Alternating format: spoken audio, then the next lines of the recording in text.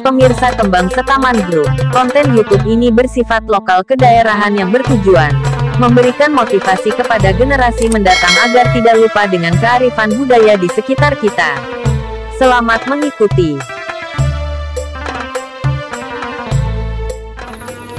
Assalamualaikum warahmatullahi wabarakatuh.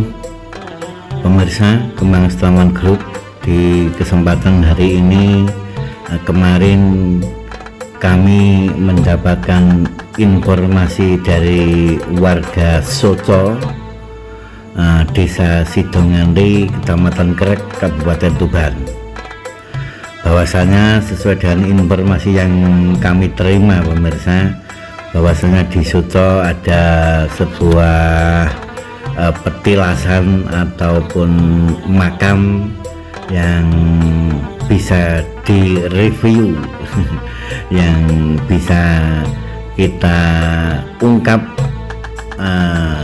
sejarahnya atau ceritanya, yang mana kaitannya dengan cerita asal usul Dusun Soco, Desa Sidonganti, Kecamatan Krek, Kabupaten Tuban.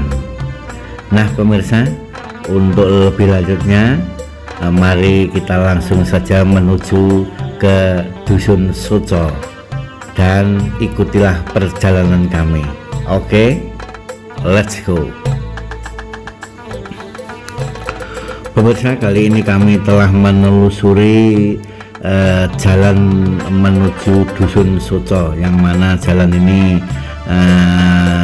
mengarah ke Desa Sidonganti, yang kami lewat dari pertigaan Gua Terus ya. Jadi sebelum Gua Terus namanya Wedangan, itu ada pertigaan belok ke arah barat dan menuju ke Desa Sidonganti. Dan saat ini pun kami telah menelusuri jalan desa menuju Desa Sidonganti, dan di kanan kiri jalan pemirsa terlihat pemandangan yang cukup asri ya, cukup hijau royo-royo dengan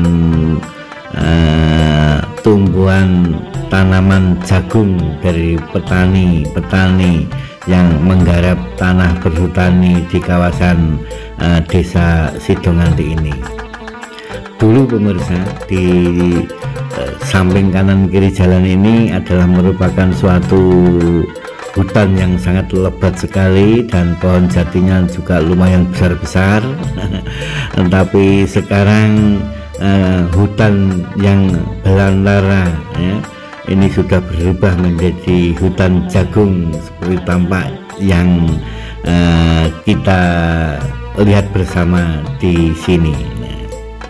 Oke, kami akan menelusuri jalan ini sampai ke Desa Sidonganti, dan kami mempunyai tujuan ada di Dusun Soco, Desa Sidonganti, Kecamatan Krek, Kabupaten Tuban. Dan diceritakan pula konon di zaman dahulu kala bahwasanya ada seorang pengikut atau murid dari Kanjeng Sunan Bonang, beliaunya bernama Mbah Arsat ya. Mbah Arsat ini adalah merupakan ulama ya, merupakan ulama dari Banten yang sempat memperdalam ilmu agama di Pondok Pesantren Sunan Bonang. Dan setelah beberapa lama beliaunya nyantri dengan Kanjeng Sunan Bonang, maka Mbah Arsat pun akhirnya diberi tugas oleh Mbah Kanjeng Sunan Bonang untuk berdakwah mensiarkan agama di wilayah Kabupaten Tuban. Nah, dalam kesempatan itu pula pemirsa, Mbah Arsat bersama rekan-rekannya atau bersama sahabat-sahabatnya menunaikan tugas sesuai apa yang diamanahkan oleh Kanjeng Sunan Bonang, yaitu berdakwah mensiarkan agama Islam di wilayah Kabupaten Tuban. Dan saat berikutnya Mbah Arsat bersama rekan-rekannya telah berjalan menelusuri hutan belantara dan naik gunung, masuk gunung, karena maklum sekali bahwasanya di kawasan Tuban saat itu banyak daerah yang masih merupakan hutan belantara dan pegunungan ya. Begitu juga dengan Mbah Arsad dan kawan-kawannya saat itu, beliaunya berjalan menelusuri jalan di tengah hutan belantara di kawasan Kabupaten Tuban. Dan di dalam perjalanan tersebut pemirsa, Mbah Arsad bersama rekan-rekannya sudah mulai kecapean dan kehausan karena saat itu rupanya teriknya matahari sangatlah panas sekali, dan maklum karena saat itu adalah musim kemarau di Kabupaten Tuban, dan perjalanan Mbah Arsad bersama rekan-rekannya pun juga ya dirasa sudah cukup jauh dan merasa capek dan haus juga. Dan Mbah Arsad bersama rekan-rekannya juga berniat hendak untuk beristirahat atau sekedar berteduh lah di bawah pohon yang besar sekali, sekalian mencari air yang sekedar untuk dibuat meminum ya, dibuat minum untuk sekedar melepaskan haus dan dahaganya beliau bersama-sama. Dan ketika Mbah Arsad bersama rekan-rekannya tersebut pemirsa, setelah berteduh di bawah pohon yang sangat besar-besar, dan di situ pula terdapat sebuah mata air yang cukup melimpah airnya ya, dan jernih dan segar pula ya airnya. Maka oleh sebab itu Mbah Arsad bersama rekan-rekannya berteduh agak begitu lama di bawah pohon itu, sekalian mengambil air minum dari sumber air yang ada di bawah pohon tersebut. Namun ketika dalam peristirahatannya pemirsa, Mbah Arsad mempunyai ide bahwasanya beliaunya hendak tinggal untuk beberapa saat di bawah pohon itu dengan mendirikan sebuah rumah lah, atau mendirikan sebuah bangunan ya untuk berteduh ataupun untuk beristirahat ya. Jadi untuk lebih nyamannya, kalau kita mau tinggal di sini lebih baik kita membuat rumah, demikian kata Mbah Arsad. Dan apa yang disampaikan Mbah Arsad kepada rekan-rekannya tersebut juga disetujui oleh rekan-rekan Mbah Arsad. Dan saat itu pula Mbah Arsad bersama rekan-rekannya atau sahabat-sahabatnya sedang mengumpulkan batang-batang kayu jati yang ada di sekelilingnya, jadi untuk membuat rumah peristirahatan ya. Jadi Mbah Arsad berniat untuk membuat rumah sebagai tempat peristirahatannya. Maka Mbah Arsad dibantu dengan sahabat-sahabatnya atau rekan-rekannya tersebut ya, langsung mengambil batang-batang pohon jati guna untuk mendirikan rumah. Dan di saat itu pula pemirsa, sahabat-sahabat Mbah Arsad ketika hendak membuat tiang dari pohon jati tersebut, maka tiang-tiang yang asalnya bulat atau masih bentuk gelondongan-gelondongan kayu jati itu, teman atau rekan Mbah Arsad juga ingin membuat kayu gelondongan tersebut menjadi segi empat dengan dipacai ya. Dipacai artinya yang tadi gelondongan langsung mau dirubah bentuknya menjadi segi empat, layaknya seperti tiang-tiang atau ya tiang rumah biasa ya, kebiasaan dari masyarakat yang ada di Jawa ini, bahwasanya tiang rumahnya berbentuk segi empat.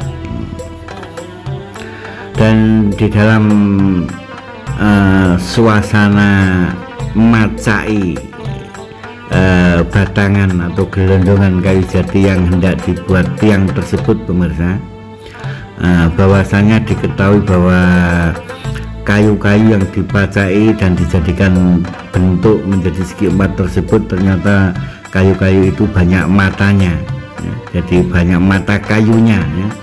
Mata kayunya itu ya bisa dikatakan seperti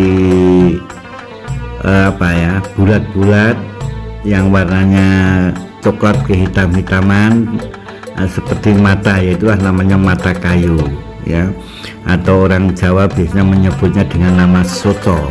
Dan setelah sahabat-sahabatnya itu mengetahui bahwasanya calon batang kayu yang hendak dibuat tiang itu banyak soconya, maka sahabat-sahabat Mbah Arsad pun juga memberitahu kepada Mbah Arsad bahwasanya calon tiangnya ini banyak soconya atau banyak mata kayunya. Dan begitu Mbah Arsad juga mengetahui kondisi saat itu bahwasanya kayu-kayu yang hendak dibuat tiang rumah tersebut banyak soconya atau banyak mata kayunya, terlintas di benak Mbah Arsad bahwasanya kampung yang ditempati atau wilayah yang ditempati beristirahat ini lebih baik atau besok bila ada ramainya zaman, kampung di sini boleh dinamakan kampung soco. Demikian pemirsa, karena banyak soco-soco tadi ya yang mau dibuat tiang rumah, namun soco-soconya sangat banyak sekali, sehingga Mbah Arsad juga mempunyai inisiatif bahwa kampung yang digunakan untuk beristirahat saat itu diberi nama kampung soco. Dan sampai saat ini pemirsa, masyarakat pun juga menyebut kampung ini adalah kampung soco. Dan di bawah pohon besar-besar tadi ada sumber air yang sangat jernih dan melimpah tersebut, layaknya sebagai sendang begitulah ya. Dan masyarakat pun juga menamakan bahwasanya di sini ini adalah tempatnya Sendang Soco. Nah, demikian pemirsa. Jadi asal usul Desa Soco bahwasanya Mbah Arsad bersama teman-temannya yang hendak melaksanakan syiar agama sesuai dengan perintah Kanjeng Sunan Bonangnya, setelah mau mendirikan rumah sekedar untuk beristirahat beliau bersama rekan-rekannya, ternyata ya kayu-kayu atau gelondongan-gelondongan kayu yang hendak dibuat tiang tersebut setelah dipacai menjadi segi empat ternyata banyak soco-soconya atau mata kayunya, sehingga kampung ini pun juga disebut kampung soco. Nah, dan di soco ini ternyata juga berdiri sebuah masjid ya, yang bersampingan dengan sendang ini ya. Dengan Sendang Soco ini ada masjid yang lumayan besar dan juga sangat ramai sekali, digunakan sarana untuk ibadah para masyarakat di Soco sini. Kembali kepada Mbah Arsad dan rekan-rekannya pemirsa, setelah Mbah Arsad selesai membangun rumah untuk beristirahat, untuk kediaman lah ya, di bawah pohon dan di dekat sendang itu, Mbah Arsad sendiri juga merasa lega dan merasa nyaman.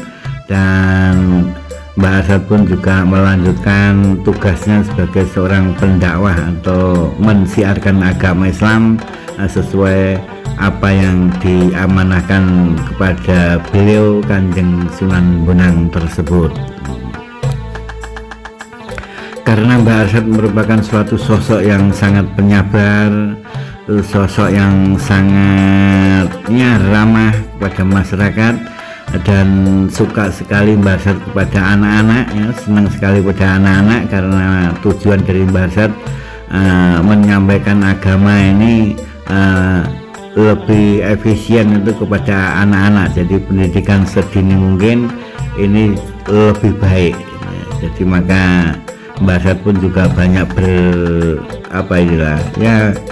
banyak berkumpul atau banyak mengumpulkan anak-anak di sekitar kampung Soco tersebut. Walaupun toh juga banyak para orang-orang dewasa yang juga sudah tahu kondisi dengan Mbah Arsad, maka para warga pun juga mengikuti atau mentaati dan masuk agama Islam sesuai ajaran dari Mbah Arsad. Dan kembali lagi pemirsa, Mbah Arsad yang begitu dekat dengan anak-anak, maka anak-anak itu pun juga merasa tersanjung hatinya dan merasakan bahwasannya Mbah Arsad adalah bukan gurunya atau bukannya junjungannya, bahkan anak-anak banyak yang menganggap Mbah Arsad adalah sebagai orang tuanya.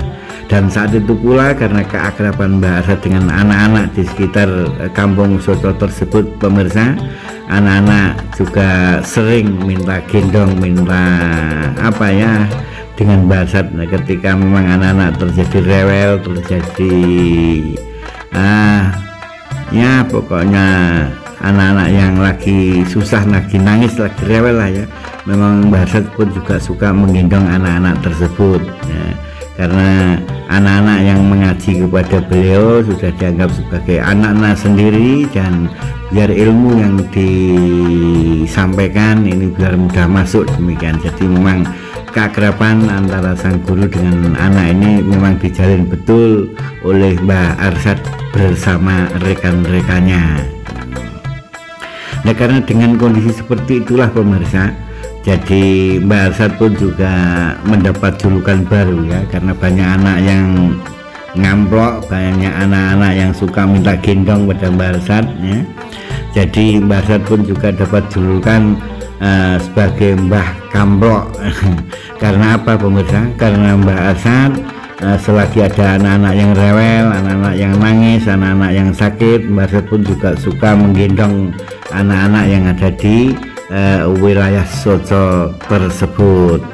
Dan akhirnya kondisi seperti itulah masyarakat menamakan Mbah Arsad sebagai Mbah Kamplok. Dan nama Arsad sendiri seakan-akan hilang atau seakan-akan dilupakan orang, namun yang muncul di masyarakat adalah Mbah Kamplok. Dan sampai saat ini pemirsa, makam beliaunya ya, ada di belakang masjid desa atau dusun Soco ini ya. Kira-kira jarak 50 meter dari belakang masjid ini makam beliau, yaitu Mbah Arsad, atau orang sekitar menyebut dengan nama makam Mbah Kamplok.